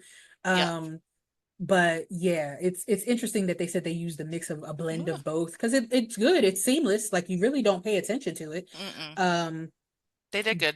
but yeah, so the spirits are all surrounding, and she starts praying the prayer, and it seems like that works because the spirits like all leave from around them, and the firefighters at that part are able to break through the walls, and they pull Sarah and Matt to safety. Now, Matt is unresponsive, so they start doing CPR, but clearly Matt is unconscious, basically dead on the other side, and he's having, I'm not going to say a hallucination at this point, it's almost like an out of body experience where he's walking through a cemetery and he sees Jonah, and he starts hearing and like kind of seeing what's happening to him in real life, and it's he's brought back. And you know at that point Jonah's spirit leaves Matt's body, and only person that can see him is Daddy Pope. And when Daddy Pope looks over at Jonah, Jonah is now not burnt anymore because he's been freed from the oppression of the house. I'm Hmm. assuming all the other spirits have been freed, which is why they disappeared, and the firefighters were able to find them. And when Daddy Pope looks at Matt and Matt looks at Daddy Pope, Matt notices that Daddy Pope is looking to the side and he can't see anything. So it's like, oh, which gives you a clue of what's going on with Matt at this point. Um, he's no longer 1 foot in the realm of the dead. He is miraculously fixed. And so that's basically how the movie ends, with Matt miraculously going into remission after these events. The family does move out of the house, and according to this movie, the house was rebuilt and restored and resold after this fire, and no other occupants ever complained of strange happenings in the house. However, and I will add this now, according to real life, the house never got caught on fire or anything like that. The original house is still standing, and no other occupants after the family that was there have reported any type of paranormal activity. And so that will conclude our review of A Haunting in Connecticut. Wow. Spooky. Yeah, so I'll give you the rundown of the fun facts. Yes. So Excited for the fun facts. this movie received mixed to negative reviews from critics, but it was relatively well received by horror fans. So the film got a 16% on Rotten Tomatoes, with the consensus saying that it relied too much on horror cliches and jump scares rather than building real tension, which I don't agree with, but that's Yeah. the critics. Metacritic gave it a score of 33 out of 100, indicating generally unfavorable reviews. And many critics compared it to other supernatural horror films like the Amityville Horror remake, and they felt that this movie did not bring anything new to the genre and was a waste of time. Um, but that's the critics. The audience, they gave it a bit more of a positive review, giving it a 5.9 out of 10 on IMDb, showing as a bit more balanced. Reviewers praised the eerie atmosphere, the strong performances, especially by Virginia Madsen, and the unsettling imagery. And there are some people, though, that felt it leaned too much into the typical haunted house tropes and that it exaggerated the true story aspect, which is something like, we kind of touched on that in the beginning Yeah. about how much they kind of exaggerate things or make things not really Sure. be true. Sure. But regardless of the reviews, this film was a financial success. It had a budget of 10 million, but it made over 77 million Oh, worldwide, which allowed it to make a sequel, which is not related to the original movie, and it's also based on it says A Haunting in Connecticut too, but it is a story that is based on a haunting that happened in Georgia. So that annoys me. yeah, Why? No. I don't yeah. think I watched that one on principle because when they start doing stupid stuff, then I kind of check out. Then I'm like, why are you calling it a haunting in Connecticut if it's not in Connecticut? Yeah, I don't know. I mean, this one, the original movie, like I said, is based on a true story by the um Snedeker. I can't Snedeker, I know that's right. That's right. Snedeker. Okay, The Snedekers. the Yep. Snedeker family. This was real because they did move into a funeral home in Southington, Connecticut, while their son was undergoing the cancer treatment. So that is true. And like we said, Ed and Lorraine were involved. Um, they claimed that the house was infested with dark spirits. They performed a cleansing ritual. But skeptics and journalists questioned the authenticity of this case, per usual, because we know that Ed and Lorraine were, criticized a lot Right. throughout their careers.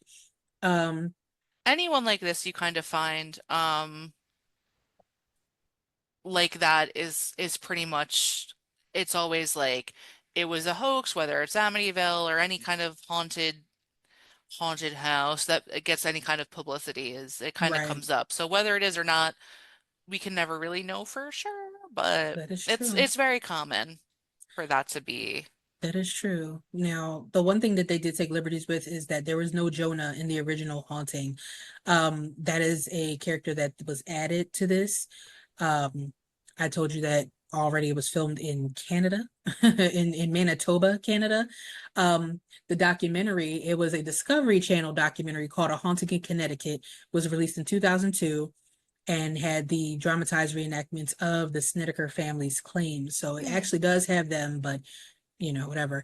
And this film was originally rated R due to its disturbing imagery, but they edited it down so that it could get a PG-13 rating so that they could reach a wider audience. And so just the last thing here, this movie did revived the based on a true story horror trend.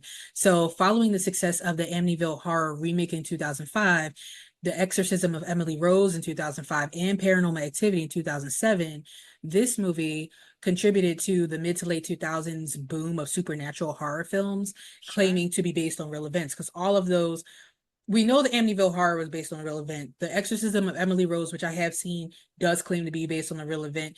Paranormal Activity, it says it, but it's found footage. I don't know why they would include Yeah. it with this. It gives Blair Witch. It gives the Right. same vibe where it's Which like, ah, which we know Blair Witch was not real correct. as well. So, and if you didn't know, now you know. At the time, I definitely thought it was real because I was Oh like yeah. 12 and it freaked me out Oh so yeah. crazy. Like I But was yeah, when the Blair Witch came out, I was like on the websites and stuff because remember they had like little websites you could go to. yes. I was like going to the websites. I was so freaked out by that movie, but I loved it. I even watched the second one. I think it was like Book of Shadows or something. I can't remember what it's called. But I watched that one at like a what was it, a sleepover I had? I was in college when I watched it at a sleepover and I was so freaked out because it Yeah, said like it was at a time where you could like get a tape and rewind it, and it was like if you rewind this tape and play it backwards you'll hear something crazy. And so we did that, and it was like you started hearing like weird stuff, and I was like, oh no. turn it So off. Yeah, yeah. I yeah, get it. so but yeah, this helped to basically make these films more popular, and like I said, this trend led to the Conjuring universe. So Yeah, I but love yeah, that. so those are my fun facts about That's this very movie. interesting. So I'm gonna tell you really quick what I learned that I was saving. I know I started laughing before, but I want to also tell you my Google results that came up when I was looking about cheesecloth. One of the questions that came up was how to make a cheese ghost. And I was like, that's definitely not what I was looking for, but I'm No. interested. I'm interested. But so, according to Wikipedia, because we like to cite our sources, they claim that in general, so hopefully this is what it means, because I Googled it as it relates to haunting in Connecticut, but I didn't really get any results. In general, it is said that many mediums had used methods of swallowing and regurgitating cheesecloth. So this is based on the actual mediumship practice that was like really there was a boom in like I feel like the early 1900s people were doing seances in houses and stuff. But what's really interesting about this and really funny, honestly, is if you look on the Wikipedia, there's actually pictures of people using fake things and it looks so fake though that it really is so silly to me that someone will go and be like, "Oh my God, did you see that Johnny had ectoplasm coming out Oh of my his nose?" And it's God. clearly like material and cloth. One such picture, this is my favorite one. Um, Someone analyzed it and found even in the picture, and you could see very clearly in the picture, so it's made of cheesecloth, and at the end there's a rubber glove. Oh And my that's supposed to be gosh. ectoplasm. It's very funny. So, yeah. I don't understand how people, when this movie came out in 2009, I don't know how anybody could have thought that the cheesecloth was real. Well, Like, so what they did in this movie, which makes it the only dramatizations I've seen, because I haven't tried to look at too many pictures of this, because then you get into the really weird parts of the internet where weird shit happens. Um, they do make it very like the CGI they used in this movie, which looked pretty good for 2009, honestly, when they had the stuff coming out of his mouth. It looks interesting, whereas this just looks very, very fake. And it does just look like white, kind of like wound up cloth. Like it doesn't look like liquid. It doesn't look like anything. So I don't know if maybe the more popular people, the people who are really good at this, really raking in the money, were doing it in such a way that um it was rigged better. Because right. I've heard about those too, where it's kind of a whole thing where they set up a seance and they attach things to wires so things can move around. So I don't know, but this is just these pictures are very funny. And fake. It still So, just makes me wonder how they I mean, we were in the same way you just Google was available in 2009, and so they could have easily said, "Oh my God, what is this ectoplasm?" and looked it up and saw that it was fake. So the fact that when people watch this movie and the general consensus was that's real, like the pictures were real, when y'all well, saw that it was like there, let me be clear, in the beginning of this movie, there are no mediums with cheesecloth coming out their mouth. It's the No, picture no. of Jonah with the stuff coming out of his mouth. And they use that still from the movie in like some of the beginning shots. Yeah. So for people to So believe that was real is weird. I agree with that. I wonder, just like anything, so like without getting too deep into like my personal beliefs, I do believe that some people have psychic abilities. I don't think everyone who says they have it or think they have it has it. And I think that a lot of people are scammy and fraudy, right? I 100% believe that. So it's like, were there ever pictures in existence where ectoplasm really did occur? I can't answer that, but like I'm open to the possibility, but it's certainly not any of the things I just looked at that included rubber gloves and whatever. Like it Yeah. sounds skeptical to me. Like I am inclined to believe that maybe that's not a thing that has really ever happened. I think that it hasn't because they said that it now the whole thing has been debunked as just regurgitated cheesecloth. So, you I think, know, yeah, it's like, I don't know, but just like anything, if you start looking up debunking psychics in general, like you're going to find a lot of content that says that. So it's like, I'm open to it, leaning that it didn't happen, but like pending further investigation. Like that's kind of where I would leave it, where I'm like, that sounds kind of silly, but maybe, I don't know. I don't know. I me being somebody who believes in like the clairs, clairvoyant, clairaudient, whatever. I was like, Um Claire's the jewelry store? Like, so I do believe that people do have psychic abilities and stuff like that. I sure. am a skeptic when it comes to this ectoplasm. I do not believe that that is real. I believe that there could have been like during a seance that people could weep or Oh, yeah. I'll even give you that blood maybe even comes out. Maybe they snot a lot. Maybe there's a lot going on, And with maybe people confuse that with like this mystery. right, That I would buy into more than just a mystery right. substance. The only ecto anything I 100% buy into is the ecto cooler high C Yes, I was just thinking that. that high C made for Ghostbusters that had Slimer on the box. Yes, But which was clear. yeah, I guess it was. So Hmm. I'm saying, like you're saying, that makes sense to me that people confuse it for something else. That I'd be like, oh, that like, totally explains it. Yeah, and they But said it was I coming don't out of every hole. know. So, like, yeah, you could have peed yourself during the seance. It Maybe sounds you like you have yourself. IBS. Like, I'm sorry. Yeah. And I mean, like I said, I can totally get down with that. I can understand even if someone throws up during it, like maybe they actually Yeah. throw up Yeah. because it's so, so much going on. Because Taxing or right, whatever. and it could really be an actual medium who's really Yeah, like yeah. pulling on the souls of these people and trying to, talk to them. I could get it. But yeah, the ectoplasm coming out the mouth, I don't believe that at all. Yeah, So, it sounds too, especially because it was a thing that sounded like a thing of the period of time, and it's not something you hear about today. right. Um, so that makes sense to me. I could be very happy with that answer. I'd never think about it again. Like, oh, it's just there's snot everywhere. Like, that's Yeah. gross. But, but I um, mean, just as gross as regurgitating cheesecloth. that's so weird to me.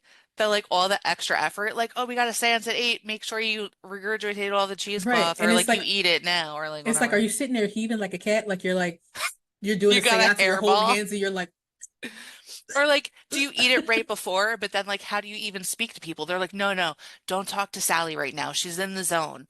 Just right. let her. And then she's just like, like what? It does. I'm really sorry to anyone who's listening if you have problems with like vomit sounds. We're just like constantly making vomit sounds. It's fine. We're fine. We're totally fine and Yes. normal people just making excessive ASMR vomit sounds for So your sorry. enjoyment and entertainment. Yes, Um, so sorry about that. but it was for a purpose. It wasn't just for fun. I don't know. No, it was But for the purpose of giving people the thought the thought that and the they were context, connecting, right? That they were connecting with a loved one on a deeper level. Like if you see yeah, this stuff coming out, then oh my God, this is really happening. This is a real experience. So yeah. I can understand it. It's almost like going to a magic show and you're there for the entertainment and you believe what's happening is real, but Do there's you know always what's some type of funny? smoke and mirrors. Before when you were talking about it and we were talking about like regurgitated cheesecloth, I was thinking about the magician who does that thing with like the was it like Yeah. scarves Yep. And they where just keep they pulling like out their it's the throat. same thing. Yeah, that I'm like it's some kind of like sideshow attraction.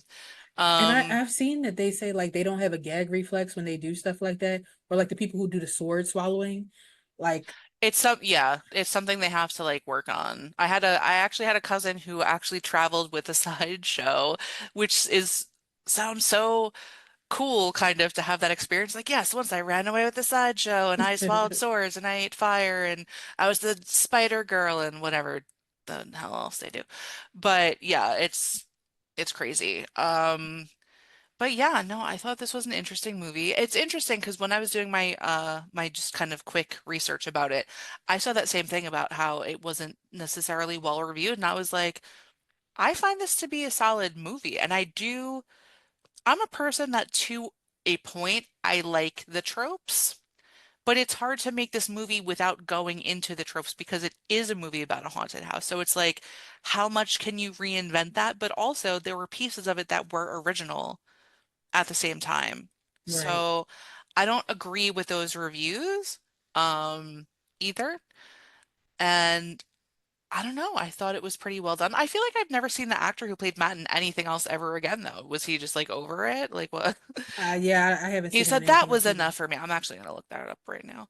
Um, I feel like I've seen Jonah, the actor who played Jonah before, but he doesn't have you like know a who lot he? going on. Yeah, you know who he looked like to me?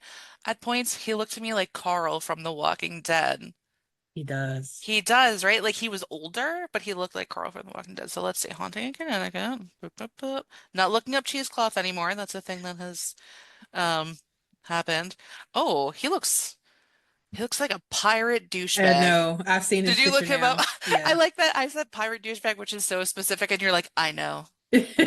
You're like, he does look like a pirate douchebag. Um, Because he does, if you haven't seen him, he has like a full mustache and a beard. It's all dark. He has dark yeah. hair. But he He also has like looks the very pointed like eyebrow. eyebrows. Yeah. Yeah. So he's been in a bunch of stuff apparently that maybe I just don't recognize him in. Um, he was in a Nightmare on Elm Street remake, which I refuse to acknowledge. He was in Jennifer's Body, Scream 2022. He was in the Smile franchise. Oh, I do Um, remember him from Smile. Okay. huh, I do remember him from Smile. huh. But because now that we pegged him as a douchey pirate face, He yeah, looks like a douchey pirate. So wait, let's see. What? He, I'm sorry. I'm gonna try to say this with a straight face. It's gonna be really hard for me. Oh God, you can do it. You can get through it. In 2013, oh God, he was in a movie called The Scissoring Part 2. oh no, was that a port? Oh no. That sounds suspicious. It doesn't even give me like a link to click on it, but like, what? Listen, don't look at that. You're gonna I'm get a not, virus on no, your computer. oh my God, what? I was expecting Dinosaur Hotel or something. You said the Scissoring Part Two, so there was a Part One, which is Bob's saying crazy. he wasn't in part one. It's not listed on his credits, but he certainly was in part two. He was also in American Sniper, Dear White People, Okay. a lot of movies I haven't heard of. Strange Darling, Smile 2. He was in Law and Order SVU, but like so was everyone at some point. They were I mean, like a sex worker, like a dead body, like a murderer, you that is know. a good stepping stone for a lot of people. If you could get on there as Dead Body One, Yeah. Club Goer Two, or He like was in a Victim lot Number of One. shows. Yeah, like he definitely had small parts in a lot of shows like Bones, um, different CSIs, different Law and Orders.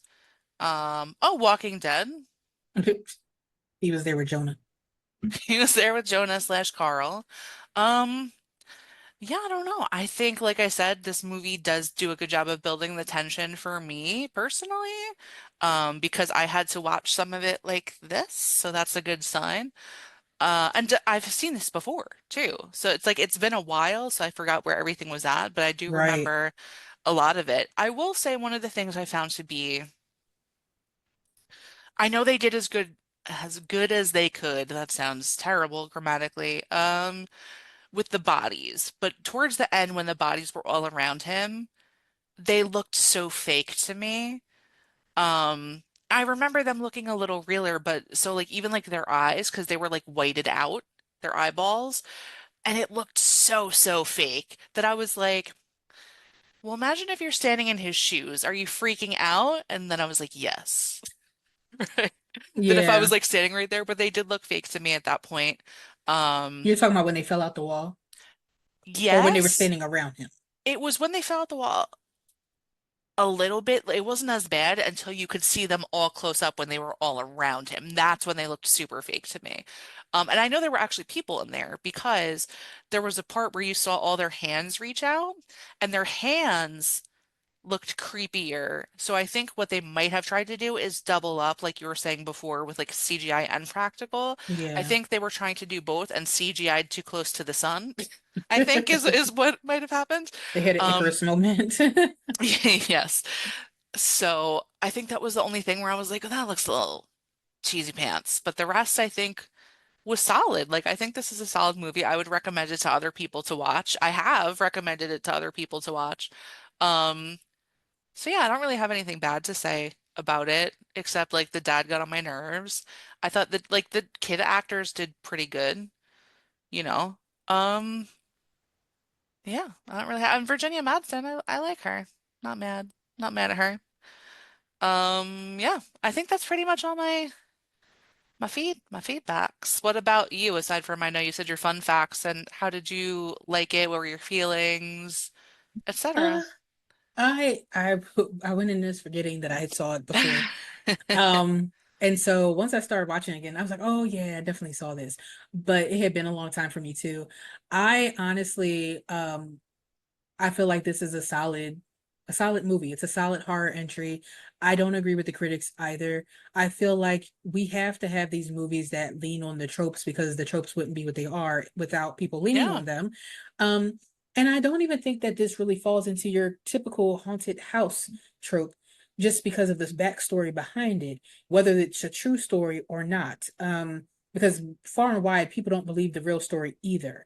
Um, but I think that the cinematography of this was done really well. I think the characters were really well thought out. I love the character of Matt as far as his acting in this because you could kind of see the changes in him in yeah, certain scenes. He was terrifying in some scenes when he was like possessed. I thought he did a really good job, and like you said, the kid actors they did really well. yeah. Um, I didn't dislike anybody outside of Peter. And I only disliked him once he got drunk and broke all the light bulbs.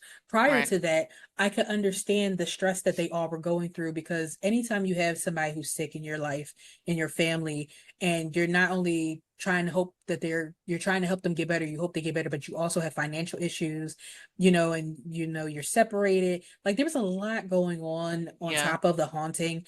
And so I get it, but when he came home drunk, even if he would have came home drunk and just would have been drunk, I still would have been like, it's stress. I get it. He slipped up, but breaking all the light bulbs made me hate him. But I mean, it's a good thing. It was a good thing. Um, while I like while I like Daddy Pope, at the same time, I didn't really love him. I feel like he was a plot device. I feel like Sure. they just plopped him in this movie and was like, all right, you're gonna befriend this kid at chemo and then y'all are going to become like real good friends, like he's going to call you like the same day and y'all going to talk and then they're going to rely on you to keep coming back. And it's like there was no credentials as him being like some type of spirit vanquisher.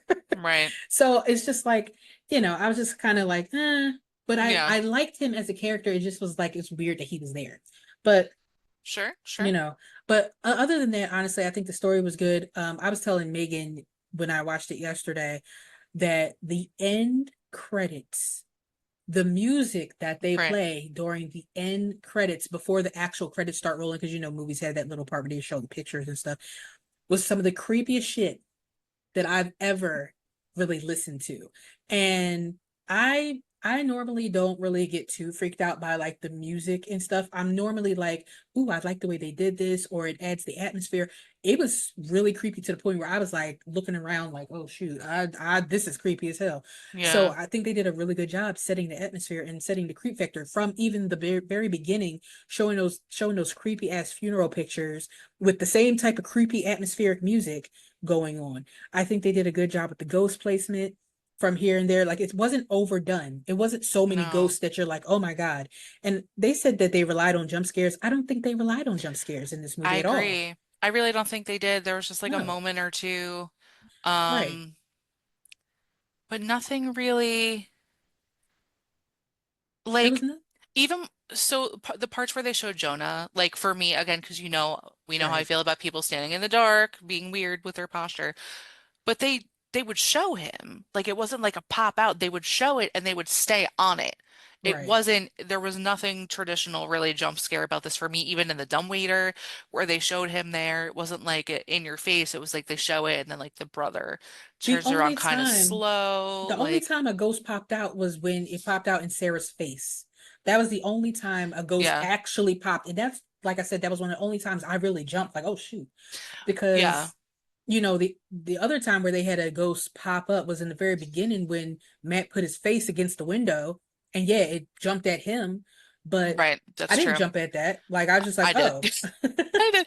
But you know what? I think the mark of a good horror movie for me as well is when I feel like they're going to jump scare me, but they don't. And that Yep. to me was a lot of the tension of this movie where I was sitting. And that's why I kept being like, ah, or like looking at my computer while I was making notes.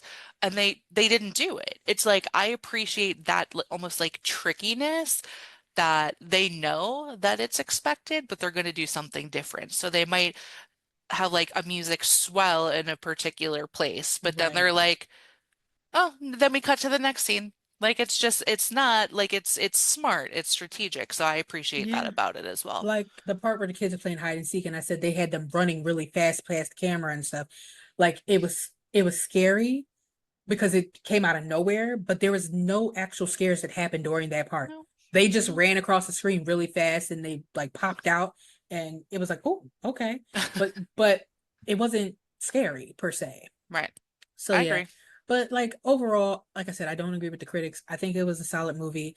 I would also recommend if someone is like into horror movies with haunted houses or possessions or things like that, because a lot of people like that's not really their thing. So Right. if you like that type of movie, then I think this is a solid addition. This Yeah. isn't this isn't one where I say pick your toenails and get the toe jam out at night. It's not one of those.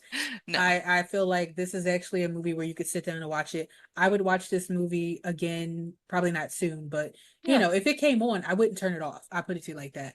So Yeah. yeah. Sure. So how many bloody X's Oh do you God. give this? I was just trying to think of it like preemptively because I was Mm-hmm. like, here's my thing. It's like I want to give it a 7, but it's like I don't have a good reason to not give it an 8. Hmm. I don't have a good reason. So it's like I feel like I want to give it a 7.5 because it's like I feel like it's not my favorite movie I've ever seen. But it's like I can't tell you how it could have been better though. So I'm kind of like torn. I'm gonna sit at Right. 7.5. I'm gonna sit at 7.5. That's what I'm gonna say. What about you?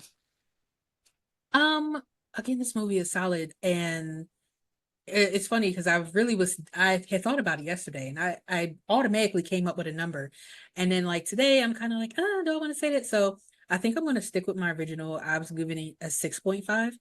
And I say that because like you, there's not a lot that you could say like what could make this movie better.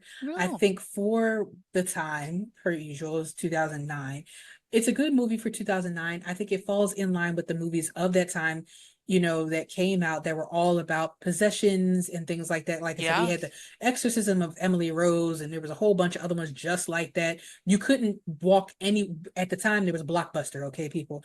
You could not go Uh, into a Blockbuster without finding the exorcism of this or the exorcism of that.